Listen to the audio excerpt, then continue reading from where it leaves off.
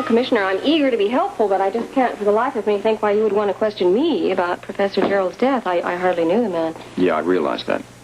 The questions at this point are largely routine. We set out to establish as many points and facts as possible, even though some of them turn out to be irrelevant. Then we try to piece it together. To what purpose? Purpose of any inquiry, which is to get at the truth. Now, can you give me your whereabouts, the time we found the body? Well, I have no idea when he died. The medical examiner said between 1 and 4. 1 and 4, let me just think, Take your time. Oh, no, 1 and 4. That was exactly when I injured my hand. When you helped Dr. Putnam?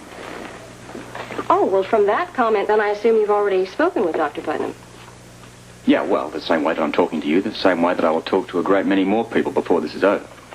Well, then I'm sure he must have told you that when I was driving along in my car, I saw him stranded by the side of the street, and so I got out to see what the trouble was. He did. Can you tell me where you were going and coming from?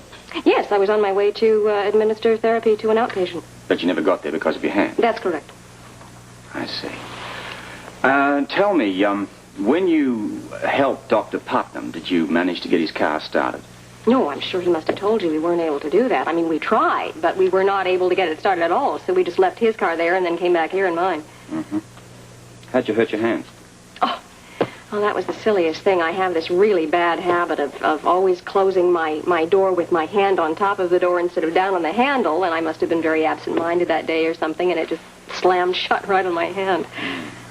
Must have hurt. Oh, believe me, it did. Do you recall the names of the patients you saw before you left the hospital? Oh, well, there's no need to recall. I keep a list of all my appointments in my appointment book. Can I see that? Oh, by all means.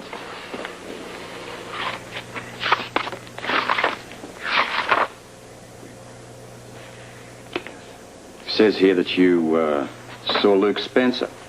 Yes, Luke came in that morning.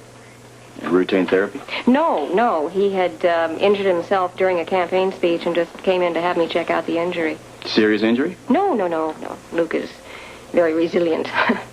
Yes, I know. Well, listen, I won't take up any more of your time. No, I'm eager to be helpful. It's just that I really didn't know very much about Professor Jerrold, I'm afraid. Nobody did. At least that's the assumption at the moment. Well, listen, thank you very much for your assistance, and look after that hand. Oh, well, you're welcome, and I thank you. I hope it will be better. Thank you.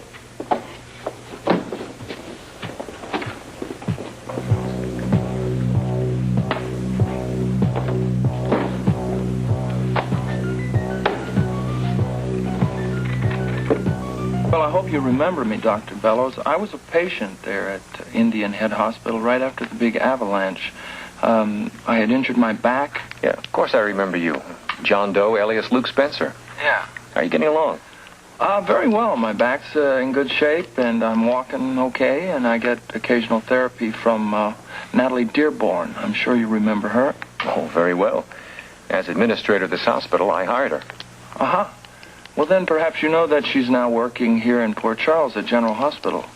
Yes, I know she is. And when you see her, please give her my regards, huh? Yeah, I'll do that. Actually, the reason that I'm calling is that she's doing such a fine job here that the hospital would like to give her a testimonial dinner. Oh, well, I'm very glad to hear that. Yeah. They have asked me to speak at the dinner, and I'd like to mention her background and some nice things about her. And I don't want to ask her directly because the dinner's going to be a surprise. So I was hoping you could fill me in on a few facts. Well, I can certainly try. Good.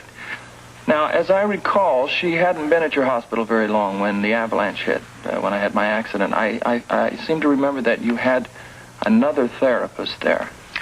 Yeah, that's correct. I was new in my own job at the time, and one of my first priorities was finding a replacement for Mrs. Foster. Mrs. Foster, she was the therapist before Natalie. Yes, she'd been killed just a short time before. Killed? In a car accident, out on one of our mountain roads. I see. Did they find the reason for the accident? I assume it was routine. As you remember, the roads up here can be treacherous, especially at night. Oh, sure. Of course I remember. Tell me, if you will, when you realized that you needed a new therapist, a replacement for Mrs. Foster, How did you go about finding Natalie? Did you put ads in the paper or go through an agency? Well, that would have been the usual method, but in Natalie's case, it wasn't necessary. Why not? Because she was right here on the scene. It was really a lucky break all around. I see. I didn't realize that Natalie lived in Indian Head. Oh, she didn't. That's what I meant by a lucky break. She was just passing through. She liked the place, and when I found out she was a therapist, I offered her the job. Uh-huh. How did Natalie know that there was an opening on your staff? She didn't until I told her. She came here to the hospital one morning and introduced herself as a therapist and asked if she might see our facilities. You can imagine how pleased I was when she decided to accept my offer and stay. Well, that was a lucky break for everybody, wasn't it? It certainly was. As I said, the opening was there, and she turned up at just the right time to fill it. Well, Dr. Bellows, I really want to thank you. It's very useful information, and I will use it in my speech. Oh, that's good. Anything else I can tell you? No, I don't think so. If I have any other questions, would it be all right to call you? Oh, anytime. And at that testimonial dinner, be sure to give Natalie my congratulations. She wasn't here long, but she was certainly one of the best. She still is the best. Thank you, Doctor. You've been a great help.